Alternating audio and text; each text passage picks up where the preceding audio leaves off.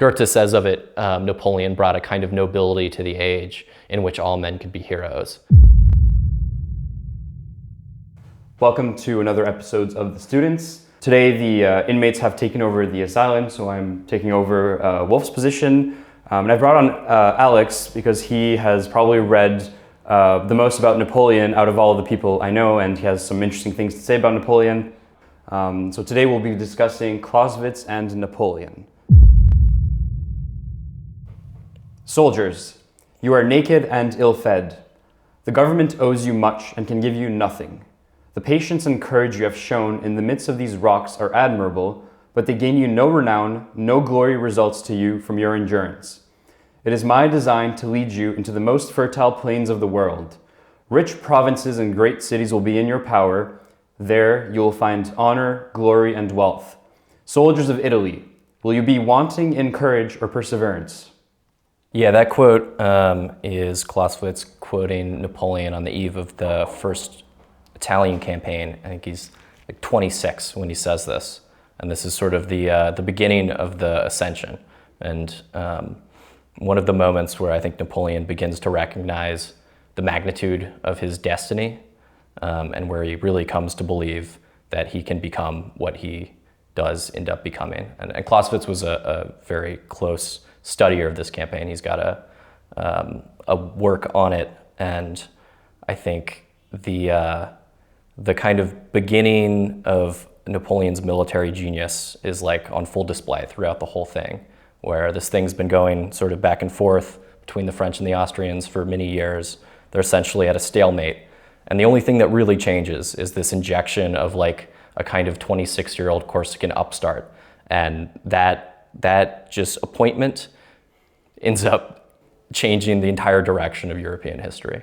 And I mean, Clausewitz himself, who was a Prussian officer who lived through the Revolutionary Wars and then he fought through the Napoleonic Wars too, is in large part a reaction to the figure of Napoleon, to what he does to European politics, to the changes that he affects in how wars wage, how armies are organized, etc. And we're going to be getting into all of this on this episode.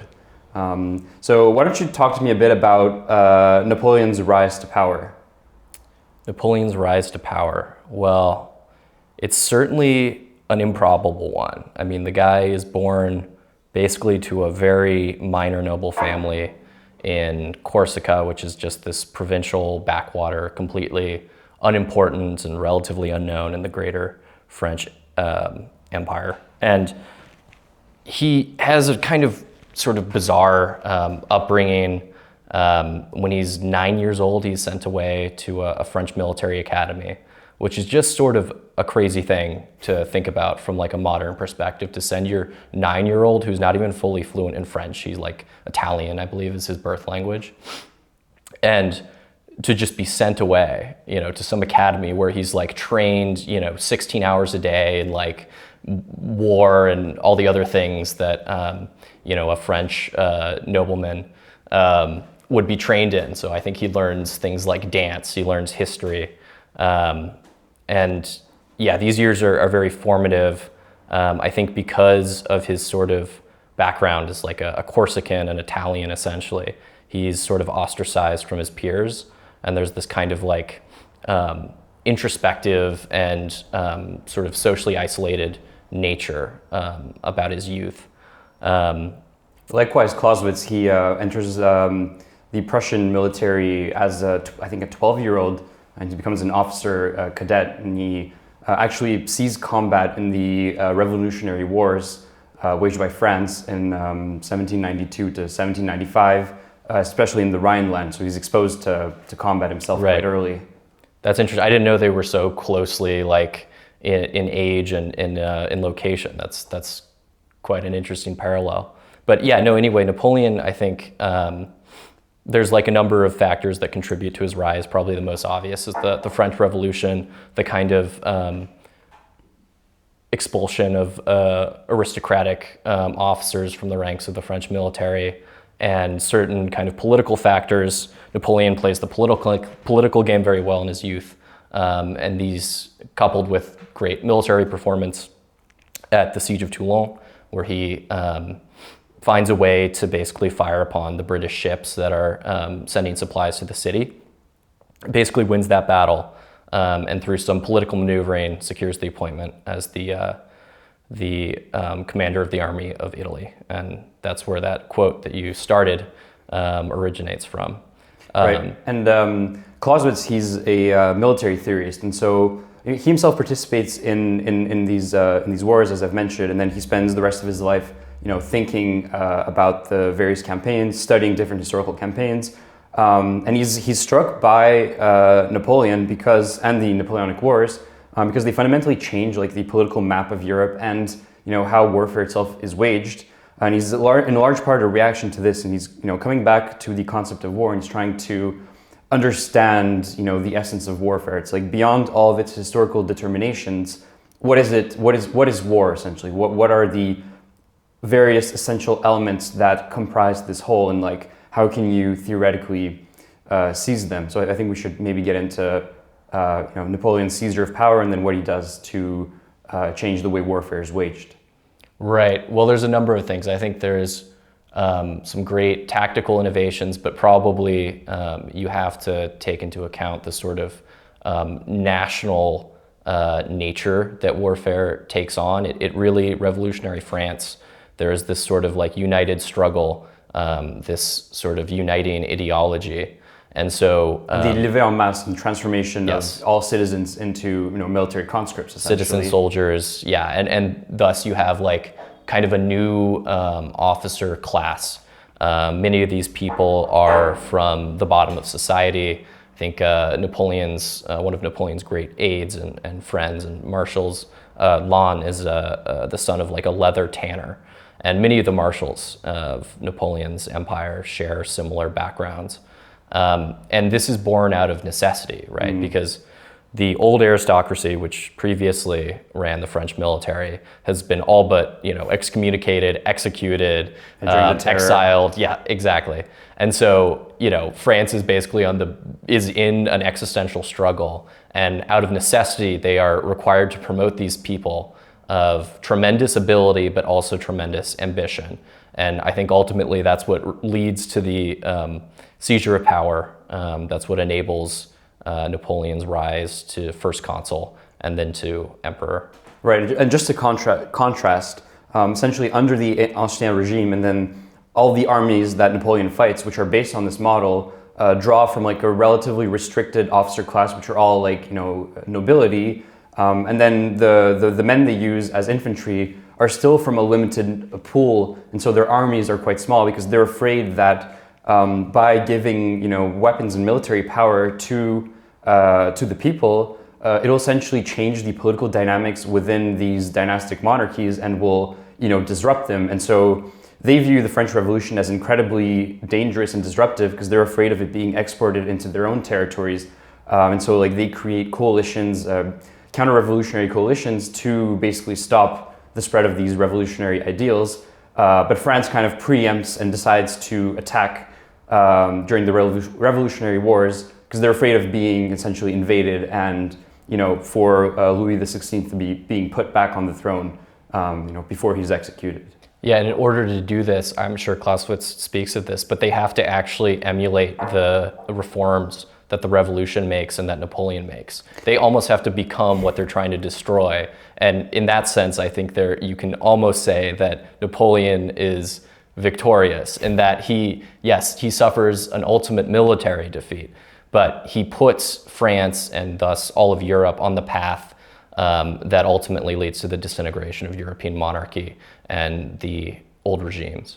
Right. I mean, there's this incredible episode during the Napoleonic Wars. This is in 1806 when Prussia gets invaded by Napoleon, and he just completely steamrolls them in like 30 days, which was unheard of before because Prussia was, traditionally considered to be this like great military power. In the 18th century, it was said about Prussia that it was an army with a state because basically all they did was like conquer, all these various territories around them under Friedrich the Great. So, he took Silesia during the Austrian War of Succession.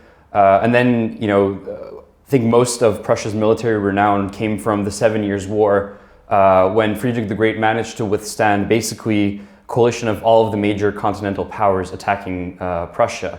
And so, they have this incredible military prestige. They have this system, the ancient regime military system, which they think is the greatest, the most powerful. And then in 1806 at Jena and Austerdet,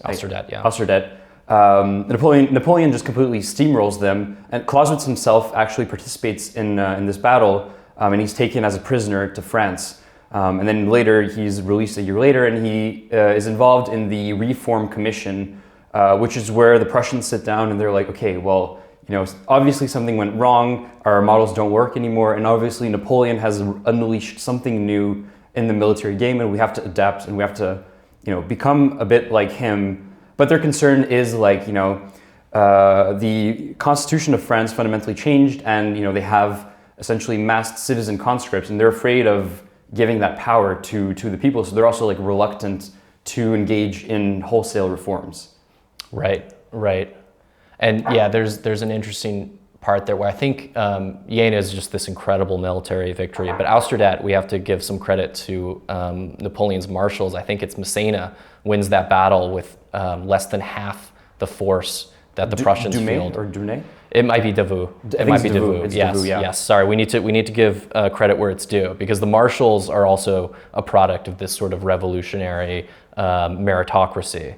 And it's almost comical. You have, this is a good example, but also in the Italian campaigns, you have this 26-year-old just military genius, imbued with the spirit of antiquity and incredible charisma and just an unlimited reservoir of energy. And then he's going up against 70-year-old Austrian generals who made their distinction in the 7 Years' War and such. And it's just a total mismatch. And it's not like these people are incompetent. It's not like they're not brave, but they are old and they are representing a system that is old. And, war is kind of the ultimate decider, that's the revealer of truth. And I think Napoleon forced the continent and the coalition to realize some truths that they had to adapt to. And in contrast to how the cabinet wars of the 18th century were waged, since they had a limited military, their political objectives were usually limited to essentially conquering or reconquering small parts of territory, and this translated itself into military doctrine as being more cautious and more about maneuvers than decisive battles, because they don't want to lose their men, and so essentially they're doing they're trying to cut off the supply lines of their enemy, or they're trying to capture strategic locations or strategic territories to kind of force a peace agreement, because both sides are, sort of playing the same game and they're both cautious. But with Napoleon, this changes because he has this, his army is 2 or 3 times the size of traditional European armies, and he can just afford to expend his men, and he constantly seeks decisive battles where his goal is to, annihilate the enemy army and to also rewrite their constitution. So there's much more ambition, which is linked to the whole revolutionary movement of France. I don't know if you want to say more on that. The political element is very real, because just like it is a battle for survival in the case of France, the old regimes are also battling for the very soul of their nations. And this is why it took 7 coalitions to bring down Napoleon, because they just would not stay down. They could not accept this new power in Europe. They just couldn't stand it. And so they were willing to expend everything to stop him. Right. And this brings me back to Clausewitz, because essentially his book is 2 books in one. There was a first period, and he based most of his writings on the notes he had taken, from his youth, from 1812 until 1827. And his first approach is seeing in Napoleon the essence of warfare itself. The way he approaches war is he goes against all of these geometric theories that had appeared around his time about the optimal angles between your base camp and then your enemies, your troops, and the enemy front line, and trying to calculate the correct angle. And he's no, this doesn't get to what war is. War fundamentally is like a duel. It is a struggle between 2 entities for the defeat of one another, with the goal of destroying their armed forces to impose your political will on them. And in Napoleon, he saw at first this sort of supreme example of this, like what the essence of warfare is it's maximum exertion of energy and forces to accomplish this great political goal. And eventually he realizes that, well, even in Napoleon, there isn't, even in the Napoleonic Wars, there isn't like one decisive battle. There are a series of battles, and warfare isn't constant. You have pauses, you have changes. You also have what he calls friction. This idea of war itself being like this giant machine with a lot of moving parts, which cause fundamentally unpredictability and a sort of mismatch between what you draw up on war plans and what you execute on the field. And he realizes that even the Napoleonic Wars don't attain this ideal. And fundamentally, in about 1827, he changes his view on what war is, and he sees the Napoleonic Wars as one possible type of war, but limited wars as also being a valid type of war, which is, it is not a failure to live up to the ideal. It's simply that those limited wars are constrained by the political factors which existed at the time or which provoke limited war. It's not a failure of the commanders to not execute with all their energy or seek the decisive battle. It's simply they're constrained by certain factors, and then they're playing the game that they think is the best given their circumstances. It's a very cogent and rational analysis breakdown of what war is. I wonder, does he at all talk about the kind of genius of like the great general, or of Napoleon in particular, the kind of like spirit that elevates the performance of all his soldiers? I mean, there's just this there's so many incredible anecdotes of just obscene bravery on both sides, to be fair. Right. I do have a quote for that actually, and I'd like to hear maybe an example on that. But essentially, he has a part where he talks about military genius as being essential to understanding war, and he uses genius not simply in this idea of this great person, but it's like mental aptitude that any army needs to have in their commander to be able to wage effective warfare. And I think he puts it quite well. So you have to consider it's what kind of mind is able to take decisions under fire, under stress, under abysmal conditions. So he has this formulation: if the mind is to emerge unscathed from this relentless struggle with the unforeseen, two qualities are indispensable. First, an intellect that, even in the darkest hour, retains some glimmerings of the inner light which leads to truth. And second, the courage to follow this faint light wherever it may lead. The first of these qualities is described by the French term coup d'œil, and second is determination. And it's very probable that he had Napoleon in mind when he was writing this, and probably Friedrich the Great. But if you have any anecdotes on Napoleon which illustrate this, I'd love to hear it. Well, it's very reminiscent of something that David Chandler says in his great book, The Campaigns of Napoleon, this sort of description of genius. And many people said of Napoleon, he had an almost uncanny ability to predict the future, and even predict unexpected behavior in his opponent's military. He had this kind of glimpse into what would happen. And there's many battles in which this is the case, but it seems like his kind of military genius was very singular. It was very unique. The Duke of Wellington famously said that his presence alone on the battlefield was worth 40,000 men. And this is, of course, coming from the man who defeated him. It's also said that at Waterloo, one of the contributing reasons to his defeat was that his body had broken down to the extent where he couldn't actually go out and survey the battlefield on his own. He has this great quote, never interrupt your enemy when he's making a mistake, or something like this.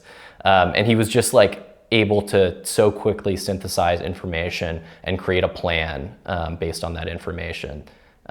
It really is sort of incredible when you read the accounts of these battles, the absolute incredible stress he must be under, literally the fate of himself, his nation, on his shoulders, and he's able to just be so sharp and decisive, and delegate when needed. It is just an awe-inspiring sort of talent. I believe during the Battle of Austerlitz, there's an example of him predicting enemy movements, if you recall it. Yeah, I believe it's the Pratzen Heights, I think. which is this like excellent position on the battlefield that the French give up in order to lure the Russians or the Austrians. I think it's the Austrians. Yeah, and using this like great fog cover, he's able to basically lure them and then smash through their center, which is just this totally like, you know, it's like a brilliant chess move. You know, he knows exactly what they're gonna do. He's got the whole thing planned out in his mind, and to see it like enacted on the battlefield as he thought it is just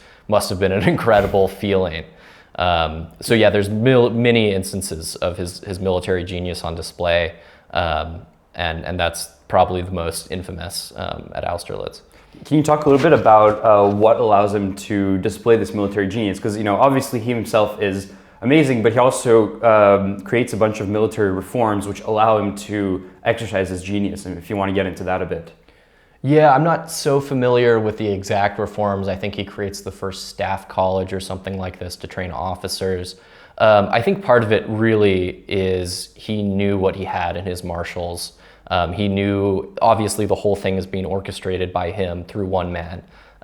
He said that one bad general is better than two good ones, and that like an army needs hierarchy, it needs command. But he also knew when to delegate, because he had some incredibly capable, brave and daring men under him.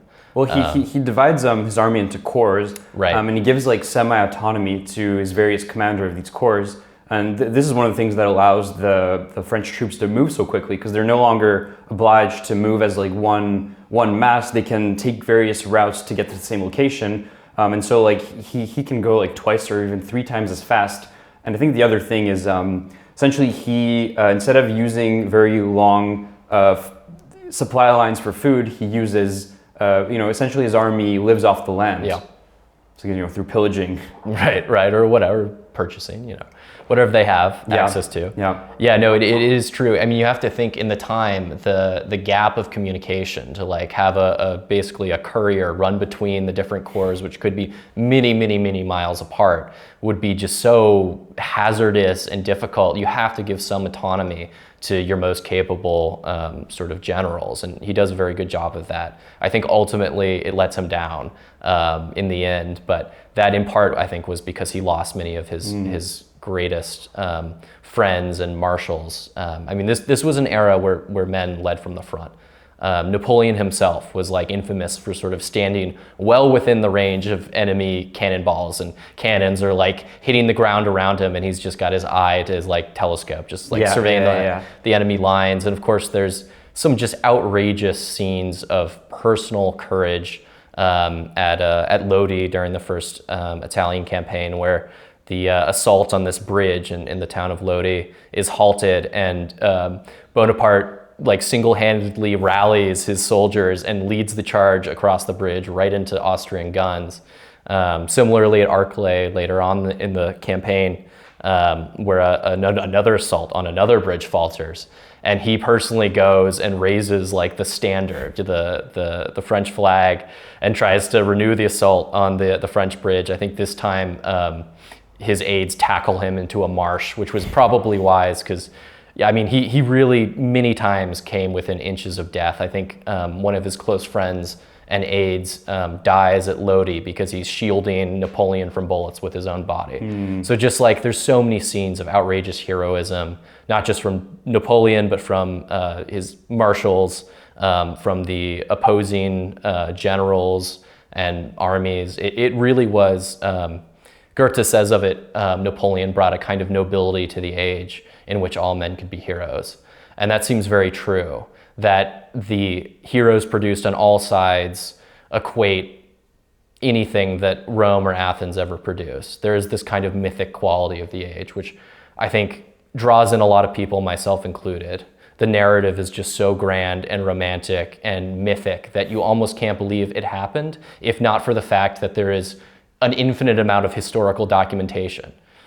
Famously, Napoleon, was very close to his own troops. Like he'd walk around, the various camps. He'd sit down with his men. He'd talk to them. I think he knew quite a lot of them by name too. And this is, I think, very important and something Clausewitz also understood theoretically. It's like contrasted to the 18th century mode of war, it's like there was incredible harsh hierarchy and severe punishments and discipline enforced by the officers on the infantrymen. And Napoleon, on the contrary, I mean, obviously there's still discipline, but he manages to touch them personally and have less, kind of break down the sort of aristocratic distance between the officers and the common men, and every common man, like, in some way can see himself reflected in Napoleon. And I think this is one of the things that allows Clausewitz to perceive one of the important parts of war that a lot of theorists in his age miss, which is the moral factor. It's like the spirit and the courage of the army, which Napoleon, through his own figure and also through his approach to war, and also the different base of his troops, is able to nourish. And it allows for things like him defeating armies which are like something like 2 times the size of his own, and through this inspiration and through this courage, it just shows like an enduring part of war, I think, which we talk about antiquity and like we think about valor, courage, as you mentioned. But there's this idea among 19th century war theorists that like those things didn't matter really. That what mattered was essentially how many guns you had, how many men you had, and like they tried to essentially make war more calculable, more like quantifiable, mathematical. And Clausewitz is looking and like living through these wars, and he realizes that you're missing something crucial to war. It's like the material conditions of warfare can change, but there are certain enduring aspects of like the human psyche and group dynamics which have a huge impact on the course of a battle. Because like materially what he did is just totally improbable. It's almost unbelievable. But on that note of what you said, he had an affectionate nickname, the Little Corporal, because I think at some battle, the General Bonaparte sees like a cannon out of position and personally goes over and helps the artillerymen like move it into position, which of course is like the job of a corporal, not of like the supreme commander of the army. And yeah, so I think the morale component, the spiritual component of warfare is like very, very compelling, especially in this age where, you still have these like grand cavalry charges. You still have like last stands. You have the last stand of the old guard at Waterloo, where many of them choose death rather than surrender. Likewise, when he returns from exile from Elba, and these armies are sent to stop him, and they see him and he announces himself, like, if you want to shoot your emperor, here I am. And they join him. It's just like, and they must know rationally, like materially, they have no chance, and yet they are so compelled, they are so motivated that they will go to war for him, even in his condition after all the tragedies of Russia and of Leipzig and all these other great disasters. Men will still follow him, men will still die for him.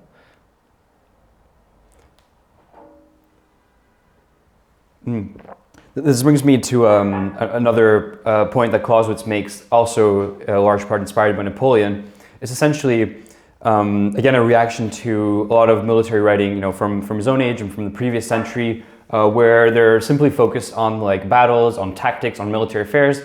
And Clausewitz is like, you have to zoom out and realize that warfare is not simply something that emerges like on its own, or warfare is not this constant thing that happens all the time, because you have periods of peace, and it would simply not be sustainable. But it is war is born from the womb of politics, he says, and this is like I think one of the most important aspects of war he seizes, which is the union of politics of war as one whole. And for him, Napoleon embodies sort of at the same time a statesman and a general. And it's like the way the French wage war, the way Napoleon wages war, and their political objectives are also united with the sort of, the material factors that they have at hand, as we mentioned a bit before. And so Clausewitz has this famous formulation which encapsulates this idea, and which is a little bit misunderstood usually, but it is war is the continuation of politics by other means. And what he means essentially is that war is at the same time the tool of a statesman to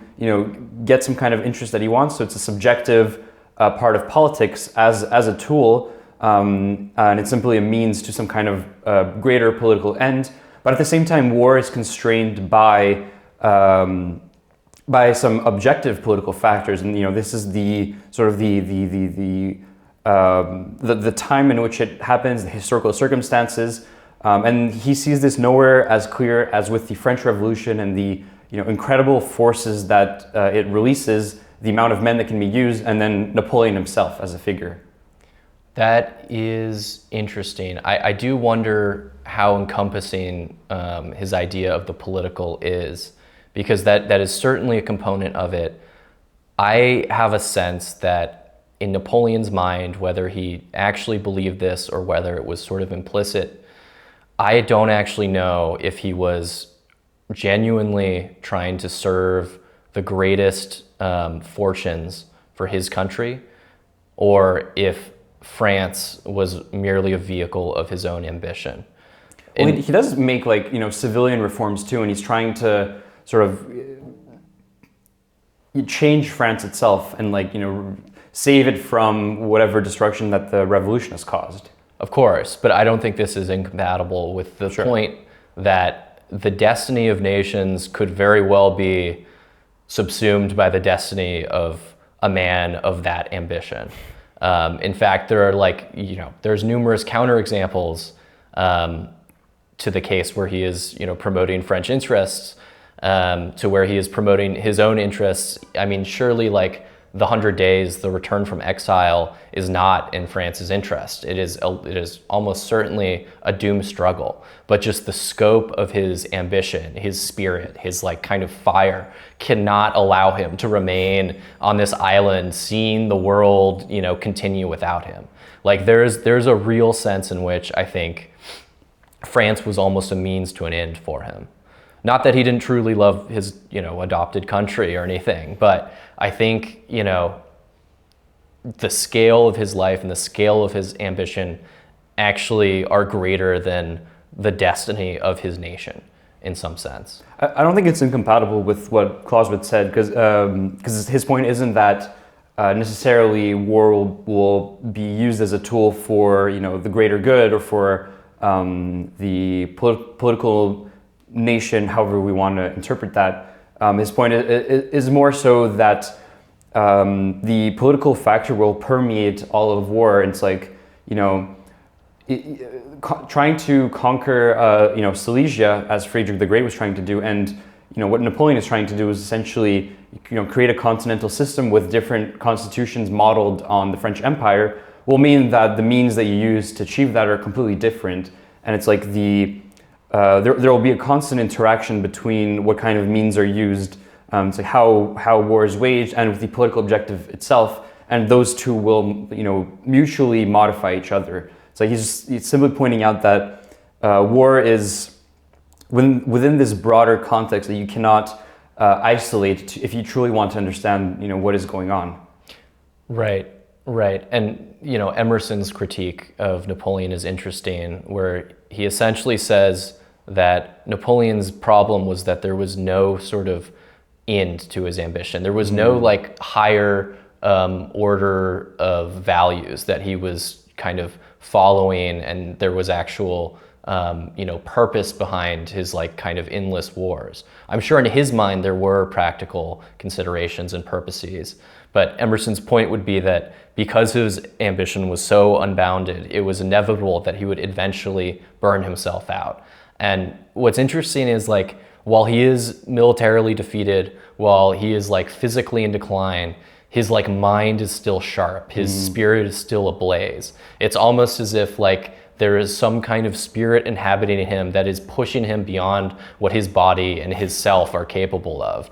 He is almost sort of possessed, which is a kind of interesting frame of understanding his actions through. Well, that he is, sorry, go ahead.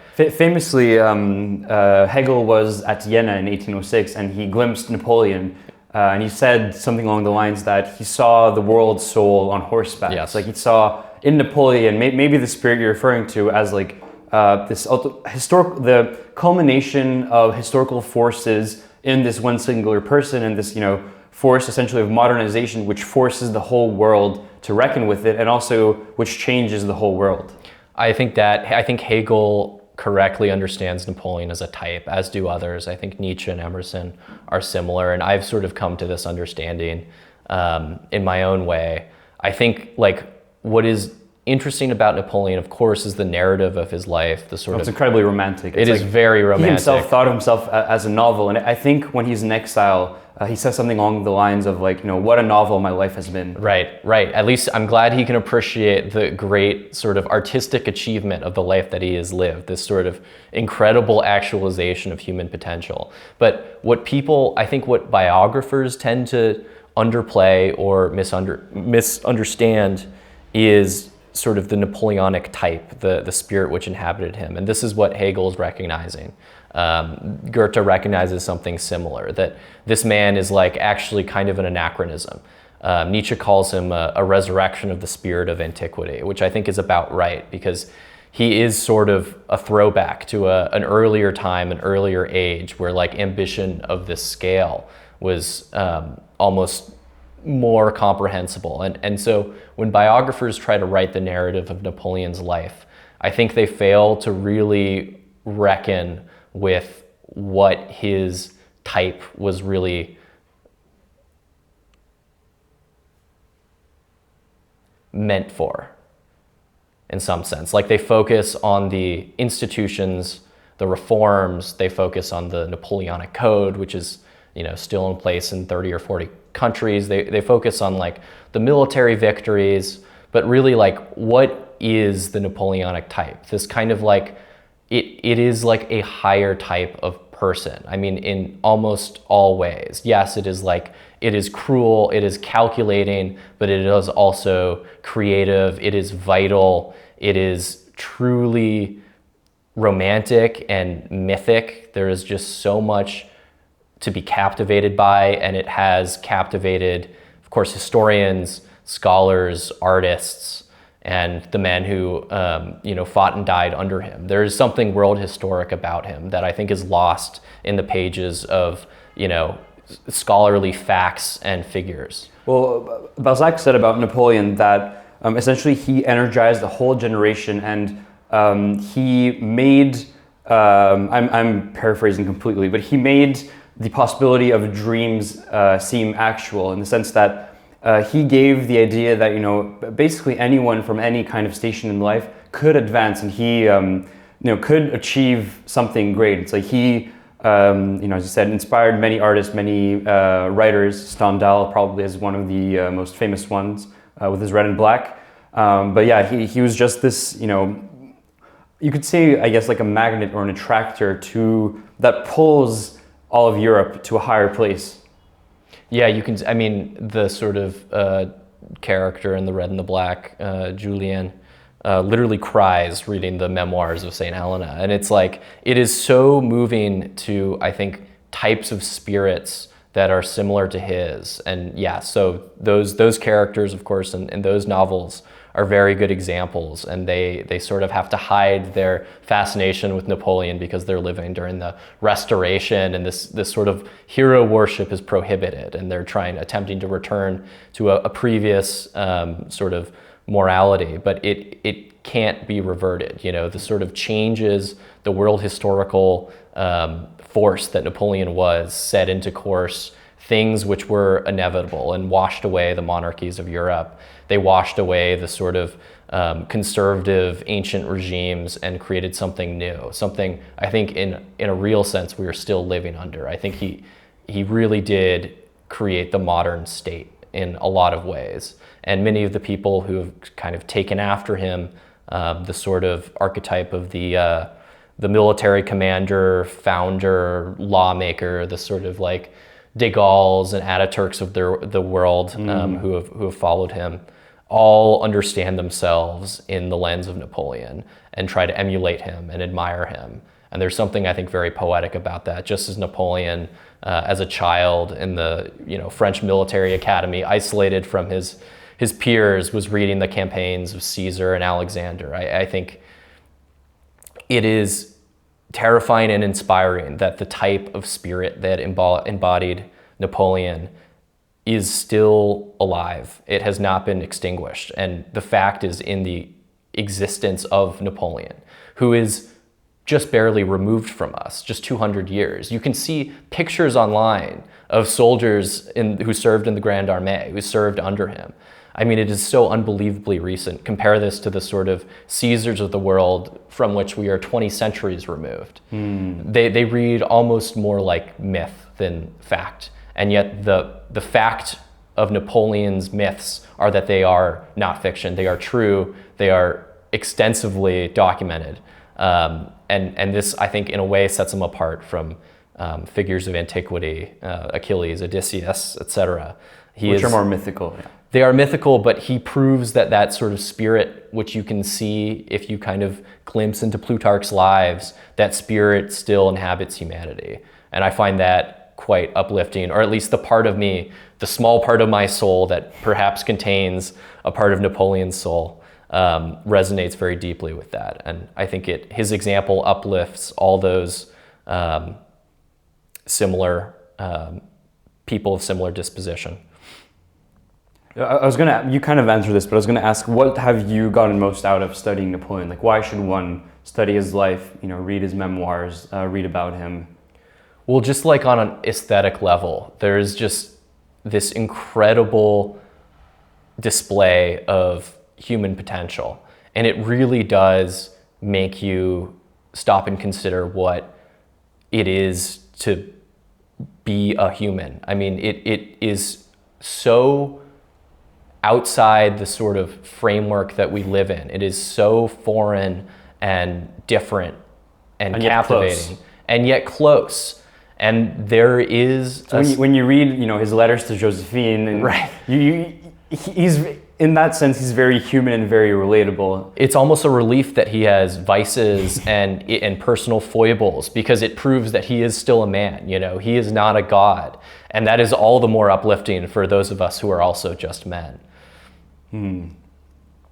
I think I should mention why Clausewitz is interesting to read, especially as we've discussed his historical context, his reaction to Napoleon, essentially with how fundamentally unpredictable war is, and he uses the term friction for this. It's like all of these sort of uncertainties, the fog of war, the fact that men can fear and not want to fight or not go into battle.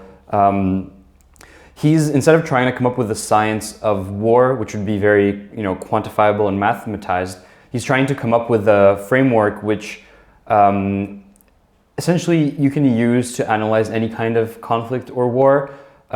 He's trying to create an art out of war. He says it's closer to an art in the sense that you cannot lie down any kind of prescriptive doctrine, but you can amass the various elements which make up war, and the various elements will have different weights in different historical periods. I think he has this famous trinity where he divides it between essentially sort of the raw passion, but also courage, hatred, and enmity, which is usually embodied in the people, but it can arise at any kind of level. He also talks about the military genius that we just mentioned, or the intelligence in warfare, and this is the more like calculative reason, or the great sort of almost an artistic capability of seizing all of the elements in one look, what he calls the coup d'oeil, and to make a decision. It's like discriminate between all of the various elements, seize the ones which are the most relevant, and make a decision. And the final part of the trinity is more with relation to the political process. So this is war as an instrument of some kind of political machine, but the machine itself is within a broader context and influenced by whatever political factors are relevant to the day, be it dynastic monarchies and like cabinet wars, or the post-revolutionary wars with mass armies, or today now with drones and limited demographies. All of these factors will constrain what kind of wars are waged and how they're waged.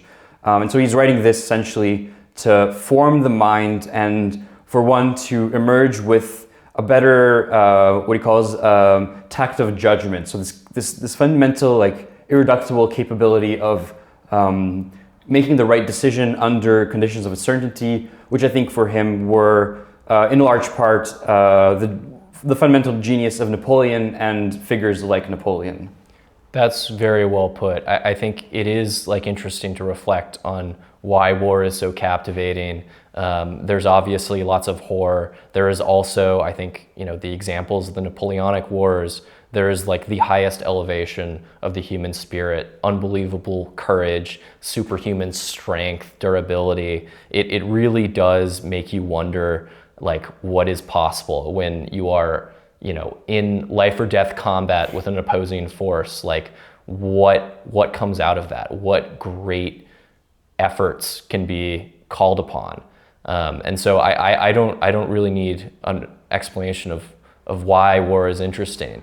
I sort of inherently seek to understand it. I think many people kind of have secret fantasies of dying in war, secret romantic fantasies. Especially young men, yes. Yeah, I think it's an essential part of growing up, or perhaps not growing up. But like Napoleon, war is a very, Janus-faced thing. It's like, there's possibility for greatness and valor and courage, but it is also incredibly destructive. It's cruel. It's also a tragedy in many ways.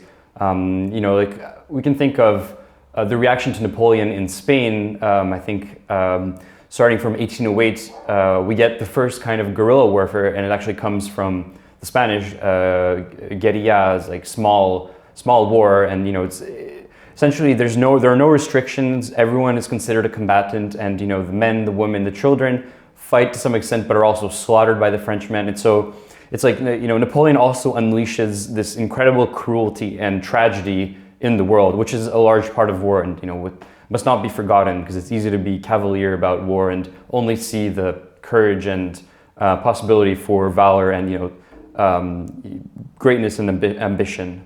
It is, and I think that is part of what makes it captivating, because in the same vein, in the same war even, you have one of the greatest feats of bravery at the Pass of Somosierra, where 150 Polish cavalry from Napoleon's army charge into 4 batteries of Spanish cannon, which is just like an unbelievably courageous thing to do in such a kind of narrow canyon pass. And each successive battery they take, they lose half their men, they lose their commanding officers, and by the end of it, they have like 12 guys remaining, and they're being led by a 20-year-old Polish sergeant. And when they finally take the 4th battery, the 21-year-old sergeant is just covered in blood. He's got like 12 bayonet wounds.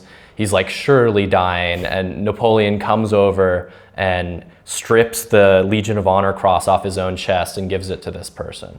And so like in that, I think you have this great encapsulation of the brutality of war, this like kid charging into Spanish guns, and the men behind these guns are patriots. They're defending their homeland. And yet there's just something so moving about that scene of the Polish sergeant receiving the highest honor from the most powerful man in the world. And I think that scene captures all the aspects of war that you're talking about now. It's interesting because in Clausewitz, you don't really get this impression. I mean, this is one of the interesting things with him, is because he's writing from like a very, you could say, descriptive scientific point of view. It's like, he mentions, some atrocities and stuff, but he's not really moralizing about it, and he's not also treating it as, he's not treating it in a tragic manner. It is simply for him a fact of warfare, and so he's trying to, discover, as I mentioned, what are these elements that make up war as a whole, and how can we understand it analytically and scientifically. And he's also not doing this in a way that you could think of like, how do we prevent war? For him, it is an inevitable process which is born out of, clashing interests, and some things are fundamentally beyond dialogue and beyond the possibility of rationally, discussing and finding concessions. Some things can only be kind of borne out in bloodshed. But he has this very analytical and cold approach, which contrasts with like what we've, the other two sides of warfare that we've just discussed. Is it Louis XIV famously had his cannons engraved with the sentence, "The last argument of kings"? Yeah. There's some truth to that. The Greeks understood it, if I recall, as a kind of like seasonal thing. It was like a season, it just came, it was sort of inevitable, cyclical. Yeah. Do you have anything else you'd want to add? Oh, I'm sure I'll think of something. We can get unhinged now, I think. We can really say whatever we want. There's nothing stopping us. The possibilities are limitless. Yeah. No, I like what Nietzsche says about Napoleon. He's the synthesis of the inhuman and the superhuman. I think in some sense you can say the same thing about war. Of course, I think Nietzsche perhaps uses the superhuman in a different sense, but you see this sort of elevation of man and also this leveling, this degradation contained within the same sort of action. And even within the same sort of man as with Napoleon. Within a single man, yeah. He achieves the greatest heights probably any human can achieve. It's like, emperor of a continental, empire, and this the largest empire that Europe has seen since the Roman Empire. And also he's reduced basically to nothing on an island, and he wastes the rest of his days there, which aren't very long. Right. And I really don't think there was any way, as long as he was able, I think he would just keep fighting. It was just kind of, again, I feel like he was driven by a spirit like almost outside of himself. Like his body had failed, his empire had fallen, and yet this kind of fire in him would not let him rest.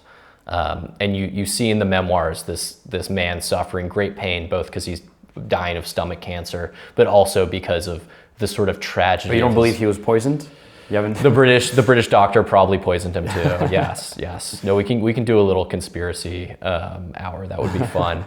But I think there is like a real kind of Greek tragedy type sense of his life. And that I think ties into the sort of romance. There is like a way in which tragedy gives weight to life.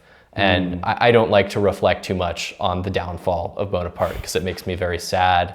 But I do strongly believe that there is a real way in which Napoleon has not lost yet. Maybe he's in you.